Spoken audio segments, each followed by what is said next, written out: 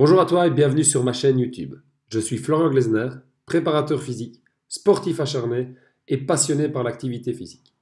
Si tu te trouves sur cette vidéo, c'est que tu souhaites améliorer tes connaissances sur le fonctionnement de ton corps. Je t'ai créé une série de vidéos pour t'aider à comprendre comment améliorer ta santé.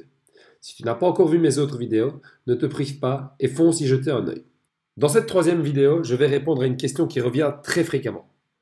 Comment brûler du gras? Comment brûler de la masse grasse? Pour commencer cette vidéo, je pose une stat effrayante. Savais-tu qu'en Belgique, 15,9% des adultes sont obèses, et ce chiffre ne fait qu'augmenter. Toujours selon la même étude menée par Cienzano en 2018, 19% des jeunes sont en surpoids. Or, un jeune en surpoids présente une grande chance de souffrir d'obésité durant toute sa vie. Pour comprendre d'où viennent nos bourrelets, il est important de rappeler comment fonctionne le corps humain et pourquoi il stocke des graisses. Lorsque tu manges, ton organisme, via le système digestif, décompose les aliments en micronutriments, à savoir les glucides, protéines et lipides, et en micronutriments, notamment les minéraux et les vitamines. En ce qui nous concerne, sache que les glucides sont décomposés en glucose, c'est-à-dire du sucre, tandis que les graisses alimentaires en acides gras. J'espère que tu me suis toujours, car la suite est technique, donc accroche-toi bien. Une fois décomposées, les molécules de glucose sont stockées dans le foie et les muscles sous forme de glycogène. Lorsque les réserves de glycogène sont pleines, l'excédent de glucose est transformé en acide gras par un processus appelé la lipogenèse. Alors c'est bien beau tout ça, mais ça ne t'explique toujours pas pourquoi tu as des bourrelets et d'où ils proviennent. Reste bien attentif, je t'explique tout ça. En s'alliant avec le glycérol, les acides gras, qu'ils proviennent de l'alimentation ou de la conversion du glucose, forment les triglycérides. Alors accroche-toi bien, c'est maintenant que les phénomènes indésirables se produisent. En effet, les triglycérides sont ensuite stockés dans les cellules graisseuses appelées les adipocytes. Ces cellules se rassemblent et forment le tissu adipeux. Ces cellules se trouvent principalement sous la peau, on appelle ça la graisse sous-cutanée, ou autour des organes internes, c'est-à-dire la graisse viscérale. À l'origine, ce tissu adipeux a une fonction sécuritaire, car il agit comme un réservoir d'énergie à long terme lors des périodes de disette. En effet, lorsque le corps a besoin d'énergie, il utilise d'abord le glucose comme source principale d'énergie, car c'est la forme la plus facilement disponible. Quand ces réserves se vident, le corps se tourne vers les réserves d'énergie présentes dans le tissu adipeux, communément appelées les bourrelets. Cette ressource en énergie est accessible grâce à la lipolyse, qui est le processus qui permet la décomposition des triglycérides en acides gras et glycérol.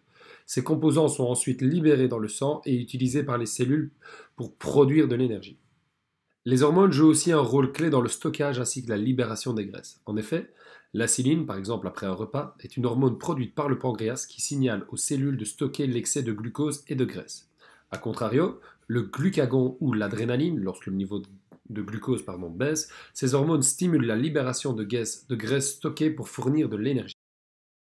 La seule équation qui va déterminer ta perte ou ta prise de masse grasse est ta balance énergétique ou calorique, c'est-à-dire la quantité de calories que tu consommes quotidiennement par rapport aux calories que tu brûles. Je m'explique. Si toutes tes dépenses sont supérieures à ta consommation, tu vas être en déficit et donc perdre du poids. A contrario, si toutes tes dépenses sont inférieures à ta consommation, tu vas être en surplus calorique et donc prendre du poids. Pour perdre du poids, tu peux donc jouer sur plusieurs variables. Première variable, c'est donc adopter une alimentation équilibrée. Les conseils que je vais te donner semblent connus et reconnus, mais un rappel ne fera pas de tort. Comme je te le disais tout à l'heure, crée un déficit calorique, ce qui correspond à consommer moins de calories que ce que ton corps brûle. Deuxièmement, mange plus de protéines, car elles augmentent la satiété, aident à maintenir la masse musculaire pendant la perte de poids et augmentent légèrement ton métabolisme. Tu en trouveras dans les œufs, le poisson, le poulet, les légumineuses ou les produits laitiers faibles en gras.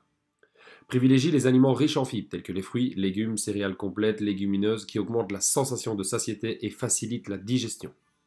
Limite aussi la graisse et les sucres malsaines, tels que les produits et les aliments transformés, riches en sucre ajouté et en graisses saturées, qui apportent beaucoup de calories sans nutriments essentiels. Enfin, bois suffisamment d'eau, car l'eau aide à maintenir le métabolisme, favorise la digestion et peut également réduire la faim. Deuxièmement, pratique une activité physique régulière, et donc réalise des activités cardio telles que la marche, la course ou la natation, qui sont très efficaces pour brûler des calories et favoriser la perte de poids. N'oublie surtout pas de soulever des charges ou travailler avec des élastiques pour développer une masse musculaire, ce qui augmente le métabolisme de base et favorise la combustion des graisses, et ce, même au repos. Je te conseille pour ce faire notamment des séances de HIIT. Si tu ne sais pas comment te remettre au sport, fonce sur ma chaîne YouTube. Je t'ai filmé plusieurs séances que tu peux réaliser à la maison avec peu ou pas de matériel. Enfin, adopte des habitudes de vie saines. Je te rappelle notamment l'importance de dormir. Dors entre 7 et 9 heures par nuit pour réguler les hormones de la faim telles que la leptine ou la ghreline. En effet, le manque de sommeil peut augmenter les envies de nourriture et ralentir la perte de poids. Contrôle ton stress, car le stress chronique entraîne la production de cortisol, une hormone qui peut favoriser le stockage des graisses. Pour éviter le stress, pratique donc des techniques de relaxation telles que le yoga ou encore la méditation. Enfin, réduis l'alcool, car il est riche en calories et peut interférer avec la capacité du corps à brûler les graisses. Voilà arrivé à la fin de cette deuxième vidéo. Je te remercie d'avoir suivi la vidéo, j'espère que tu as appris des choses. Si tel est le cas, n'hésite pas à lâcher un petit pouce bleu, commenter la vidéo et évidemment la partager à tes connaissances. On se retrouve très vite pour une nouvelle vidéo, à très bientôt, ciao.